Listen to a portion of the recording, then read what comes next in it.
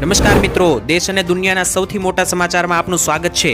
તો આજના તાજા સમાચાર મેળવવા માટે વિડીયોને અંત સુધી જોતા રહો અને આવા જ દરરોજના સમાચાર સૌથી પહેલા મેળવવા માટે આ ચેનલને સબસ્ક્રાઇબ કરવાનું ના ભૂલતા।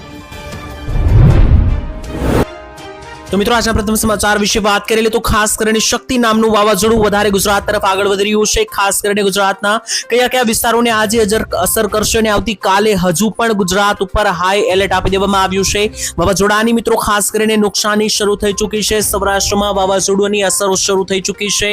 ભારે નુકસાની જવાની પણ શરૂઆત થઈ ચૂકી છે। વિસ્તારથી વાત કરીએ તો ગુજરાતમાં મિત્રો વાવાઝોડાનું જે સંકટ ઘેરાયું છે, ગુજરાત ઉપર વરસાદીય સિસ્ટમ સાયક્લોનિક સર્ક્યુલેશન જે છે તે મિત્રો હવે એક્ટિવેટ થઈ ગઈ છે, જેને લઈને દક્ષિણીય ગુજરાત અને સૌરાષ્ટ્રના ભાગોમાં વાવાઝોડાની અસરો આજે સાંજે 6 વાગ્યાથી શરૂઆત થઈ જવાની છે। તેને લઈને મિત્રો ખાસ સમાચાર આવી રહ્યા છે।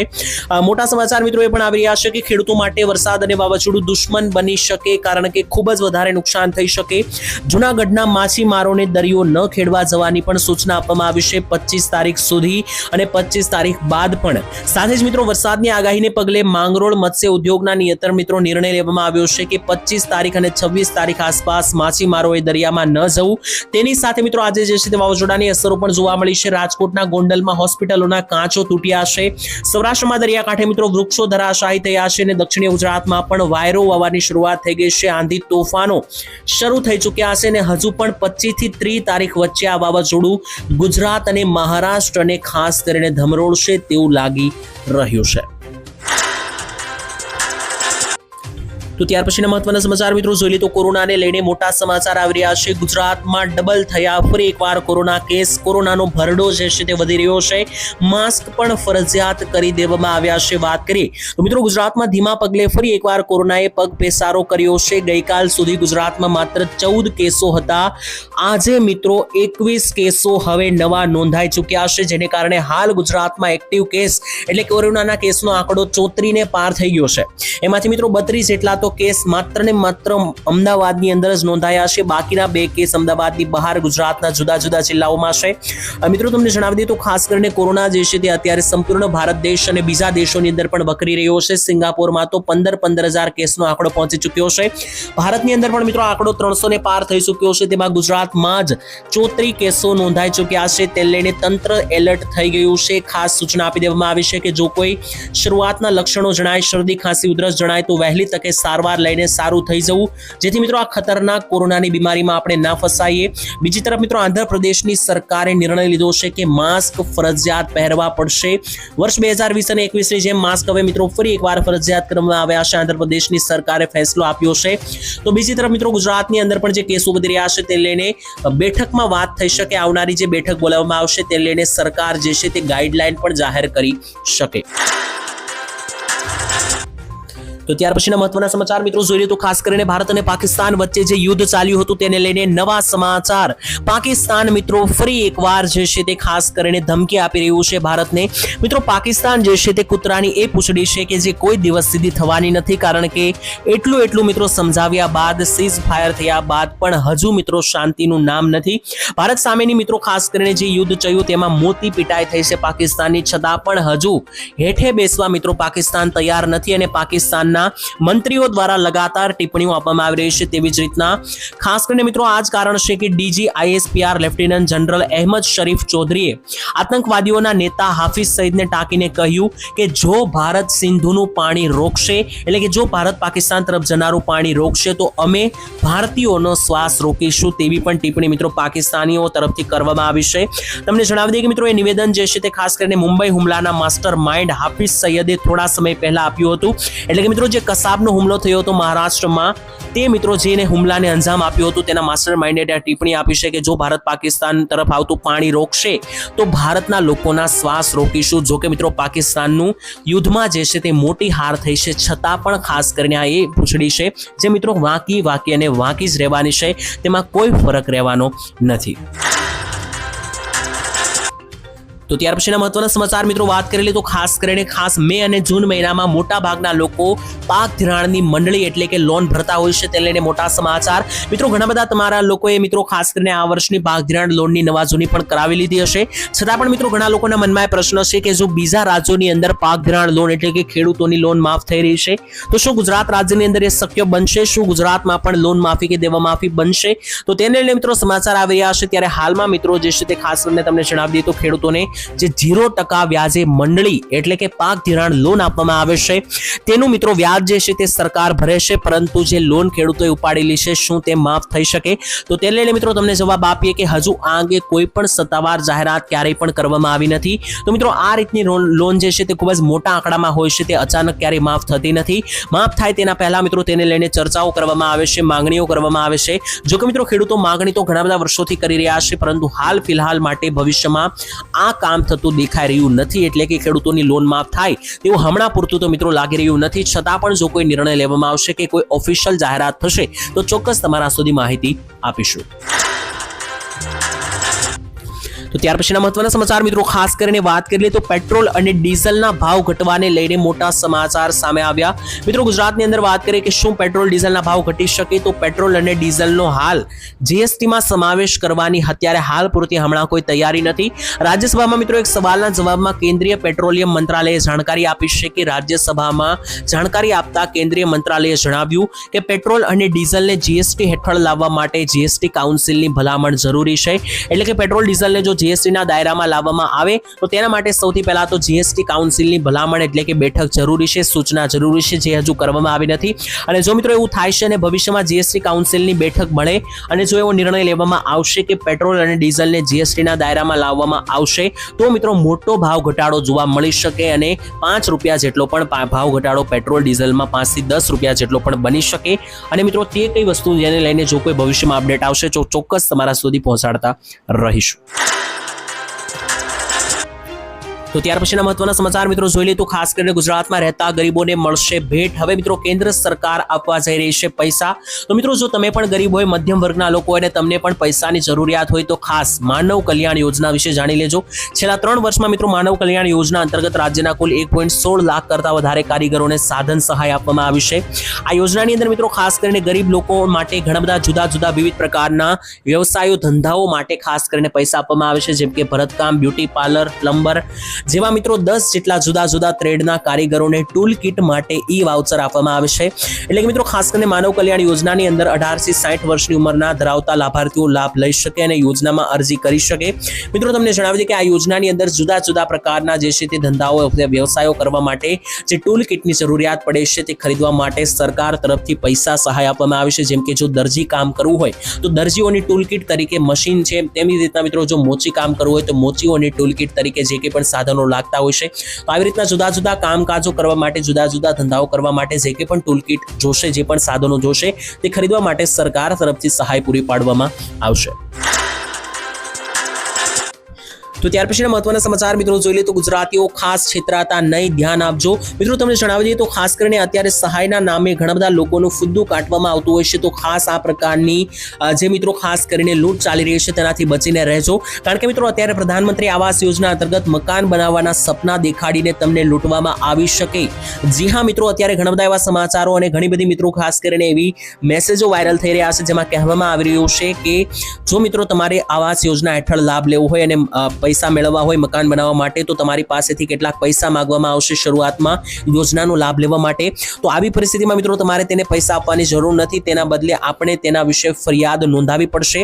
તમે મિત્રો જ્યાં રહો છો ત્યાં ગામડા પંચાયત, બ્લોક, જિલ્લો અથવા રાજ્યના સ્તરે મિત્રો ફરિયાદ તમે નોંધાવી શકો, કારણ કે પીએમ આવાસ યોજના અંતર્ગત તમારે કોઈ પણ પ્રકારના પૈસા આપવાની જરૂર નથી। તમારે માત્ર ને માત્ર યોજનાનું ફોર્મ ભરવાનું છે। તમારી અરજી પાસ થશે તો ઓટોમેટિકલી યોજનાની અંદર મિત્રો મકાન બનાવવા માટે તમને પૈસા આપવામાં આવશે। આમાં તમારે કોઈ સામેથી મિત્રો અગાઉ પૈસા આપવાની જરૂરિયાત નથી। તો ત્યાર પછીના મહત્વના સમાચાર મિત્રો જોઈ લે તો ખાસ કરીને લોકો માટે બજેટ વાપરવામાં આવે મુખ્યમંત્રીનું મોટું એલાન. મિત્રો મુખ્યમંત્રી ભૂપેન્દ્ર પટેલે મોટી જાહેરાત કરી છે કે ગુજરાતના લોકો માટે બજેટ વાપરવામાં આવે. કેન્દ્રીય કર્મચારીઓને મોટી ખાસ કરીને નિવેદન સૂચના આપવામાં આવ્યું છે. મુખ્યમંત્રી ભૂપેન્દ્ર પટેલના અધ્યક્ષ સ્થાને મિત્રો ગાંધીનગર ખાતે કેબિનેટ બેઠક બોલાવવામાં આવી હતી. તેમણે મિત્રો તમામ વિભાગોના મંત્રીઓને ઉચ્ચ સ્તરીય અધિકારીઓને સરકારી વર્ષ 2025-26 માટે જે બજેટ ફાળવવામાં આવ્યું છે 3.70 લાખ કરોડનું જે બજેટ છે તેનો પૂરેપૂરો ઉપયોગ કરવા ખાસ તાકીદ કરી છે. કારણ કે દર વર્ષે મિત્રો બજેટના થોડા ઘણા રૂપિયા વપરાયા વગરના પડ્યા રહેતા હોય છે, જેને લઈને મિત્રો પ્રવક્તા મંત્રી ઋષિકેશભાઈ પટેલે જણાવ્યું હતું કે મુખ્યમંત્રીએ રાજ્યની તમામ સરકારી કચેરીઓ સંસ્થાઓમાં આવતા લોકો અને અરજદારોને કોઈ પણ પ્રકારની હાલાકી ભોગવવી ના પડે તે દિશામાં કામ કરવા કહ્યું છે. એટલે કે ગુજરાતના લોકો માટે સંપૂર્ણ બજેટ વાપરવામાં આવે તેવી સૂચના મળી છે અને સાથે જ ખાસ કરીને એવું પણ કહેવામાં આવ્યું છે કે લોકોને કોઈ પણ પ્રકારની હાલાકી ભોગવવી ના પડે તે રીતના કામો પણ કરવામાં આવે. તો ત્યાર પછીના મહત્વના સમાચાર મિત્રો જોઈ લે તો ગેસ સિલિન્ડર વાપરો છો તો ખાસ ધ્યાન આપી દેજો. ગેસ સિલિન્ડર ધારકો માટે નવા સમાચાર સામે આવી રહ્યા છે. મિત્રો ગેસ સિલિન્ડર સંબંધિત નવા નિયમો જે છે તેમાં મોટો ફેરફાર કરવામાં આવ્યો છે. હવે તમે ગેસ સિલિન્ડર બુક કરાવો છો તો આ 5 નવા નિયમો ખાસ યાદ રાખજો. સૌથી પહેલા તો તમારે ગેસ સિલિન્ડર મેળવવા માટે KYC ની પ્રક્રિયા પૂર્ણ કરવી પડશે. બીજો મિત્રો આ નિયમ છે કે ખાસ કરીને જ્યારે તમારો ગેસ સિલિન્ડરનું ડિલિવરી થશે એટલે કે તમારા ઘરે જે છે તે ગેસ સિલિન્ડર ડિલિવર થશે ત્યારે મિત્રો તમારે જે છે તે OTP વેરિફિકેશન કરવું પડશે. એટલે કે જે 6 આંકડાનો OTP આવતો હોય છે તે તમારે આપવો પડશે તો જ ગેસ સિલિન્ડરની ડિલિવરી તમને મળશે. સાથે જ ગેસ સિલિન્ડરની અંદર મિત્રો 1 મહિનામાં ખાસ કરીને આંકડો મૂકવામાં આવ્યો છે કે મહિનામાં હવે સિલિન્ડરની સંખ્યા જે છે તે અંગે કોઈ પણ ફેરફાર કરી શકાય છે. ગેસ સિલિન્ડરમાં હવે મિત્રો સ્માર્ટ ચિપ પણ લગાવવામાં આવશે જેથી મિત્રો જે છે તે ખાસ કરીને વિતરણની પણ માહિતી મેળવી શકાશે. એટલે કે ગેસ સિલિન્ડરની અંદર એક ચિપ લગાવેલી આવશે, સ્માર્ટ ચિપ. તેને આધારે ગેસને લઈને મિત્રો તમામ માહિતી જે છે તે ચિપના માધ્યમથી જાણી શકાશે. તમને જણાવી દઈએ કે મિત્રો હાલમાં આ નિયમો જે છે તે ફેરફારને લઈને એક તારીખ પણ સામે આવી હતી, જે બાદ હવે 27મી માર્ચે ફેરફારની શક્યતા વ્યક્ત કરવામાં આવી હતી.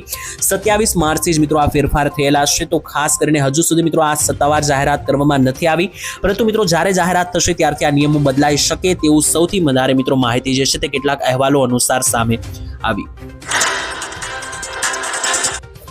તો ત્યાર પછીના મહત્વના સમાચાર મિત્રો જોઈ લઈએ તો ખાસ કરીને નરેન્દ્ર મોદીએ મોટું નિવેદન આપ્યું. મિત્રો ખાસ કરીને જે ભારત પાકિસ્તાનનું યુદ્ધ ચાલ્યું હમણાં થોડા દિવસ પહેલા, ત્યારબાદ મોદીજી આજરોજ રાજસ્થાનમાં આવ્યા હતા અને અહીંયા મિત્રો તેમણે જાહેર સભાને સંબોધન કરતી વખતે મોટું નિવેદન જે છે તે આપી દીધું છે, જે ખાસ દરેક લોકોએ સાંભળવું જોશે.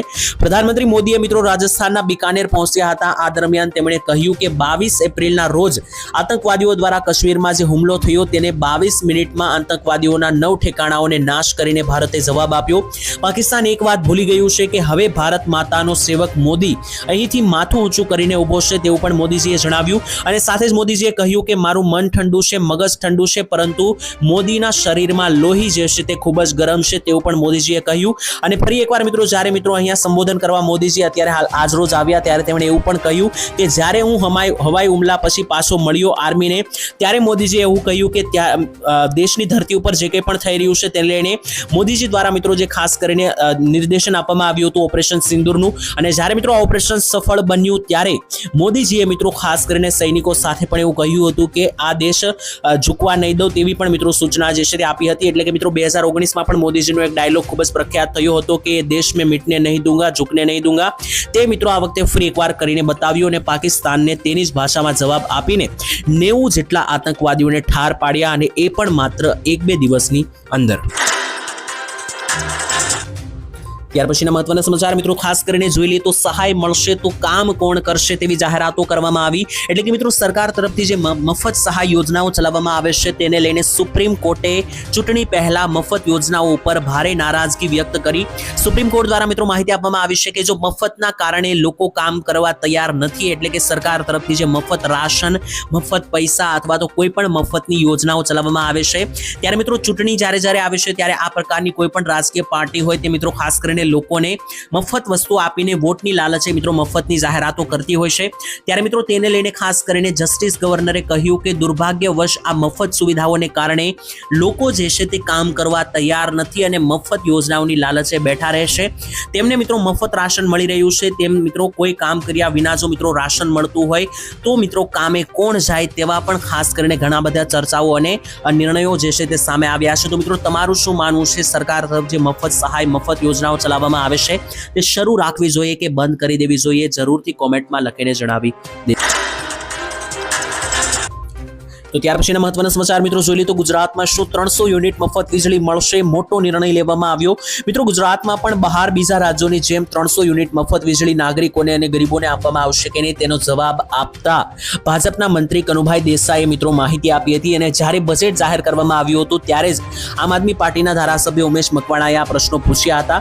ત્યારે મિત્રો ખાસ કરીને કનુભાઈ દેસાઈએ જેણે બજેટ રજૂ કર્યું હતું ગુજરાતનું, ત્યારે તેમણે જવાબ આપ્યો કે હાલ સરકારની ગુજરાતની અંદર 200 કે 300 યુનિટ મફત વીજળી આપવાની કોઈ યોજના નથી.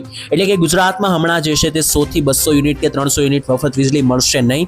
જો મિત્રો ગુજરાતમાં રહીને તમારે મફત વીજળી મેળવવી હોય તો સરકાર સૂર્યઘર યોજના હેઠળ 300 યુનિટ વીજળી આપી રહી છે. તો તમે સૂર્યઘર યોજનાનો લાભ લઈને ગુજરાતમાં 300 યુનિટ વીજળી જે છે તે મફત મેળવી શકો. તો ત્યાર પછીના મહત્વના સમાચાર મિત્રો ખાસ કરીને જોઈ લઈએ તો ખેડૂતોને મળશે 25,000 રૂપિયા સુધીની સહાય. મિત્રો ગુજરાત રાજ્યના ખેડૂતોને હવે પૂર, દુષ્કાળ કે અતિવૃષ્ટિ જેવી કુદરતી આપત્તિઓમાં રાહત જે છે તે આપવામાં આવશે.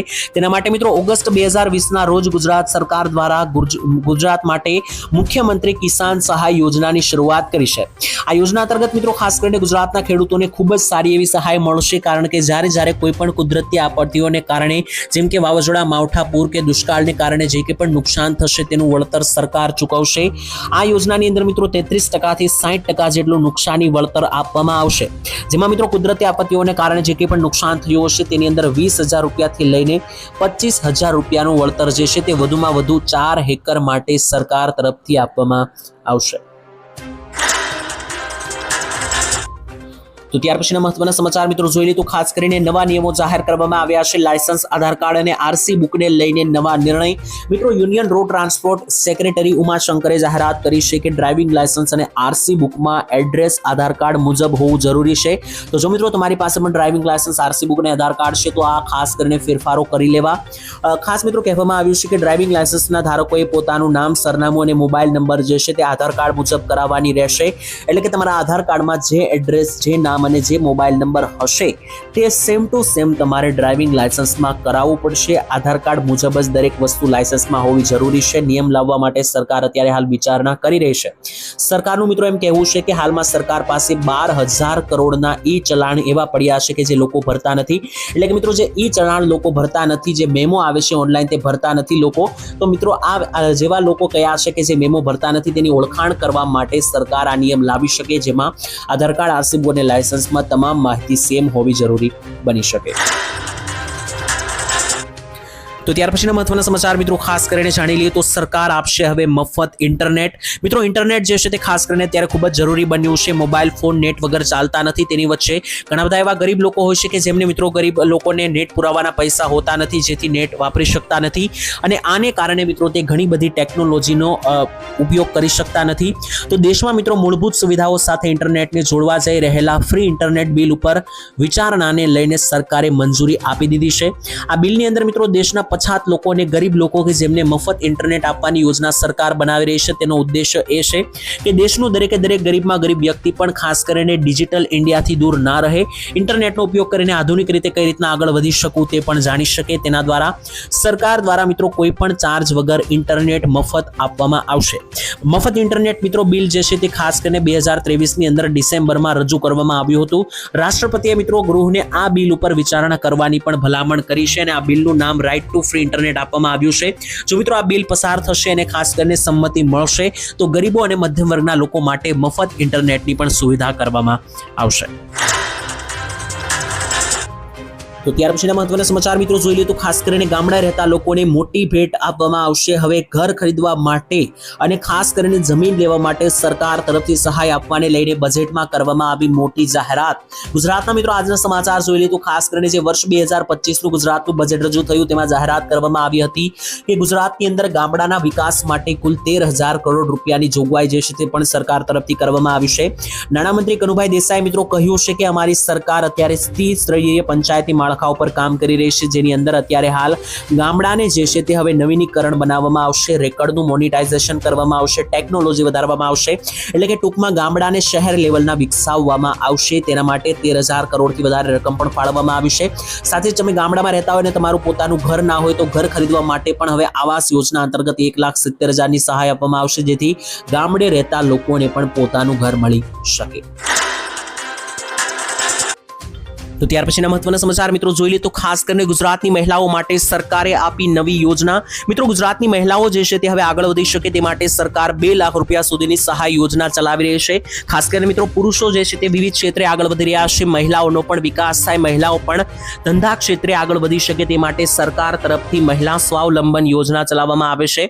આ યોજના અંતર્ગત મિત્રો 2 લાખ રૂપિયા સુધીની લોન જે છે તે પણ આપવાની વ્યવસ્થા છે અને આ યોજનાની અંદર 300 પ્રકારના જુદા જુદા વિવિધ ધંધાઓ વ્યવસાયો મહિલાઓ શરૂ કરી શકે, જેમ કે બ્યુટી પાર્લર, દરજી કામ, મસાલાની બનાવટો કરીને વહેંચવી, અથાણું વહેંચવું, અગરબત્તી બનાવી, મોતી કામ કરવું, ભરત ગૂંથણ કરવું કે દૂધની કોઈ પણ મિત્રો મીઠાઈ બનાવીને વહેંચવી. આ દરેકે દરેક પ્રકારનામાંથી કોઈ પણ ધંધા તમારે શરૂ કરવા હોય, કોઈ પણ વ્યવસાય શરૂ કરવો હોય તો તેમના માટે સરકાર 2 લાખ રૂપિયા સુધીની લોન વ્યવસ્થા કરશે.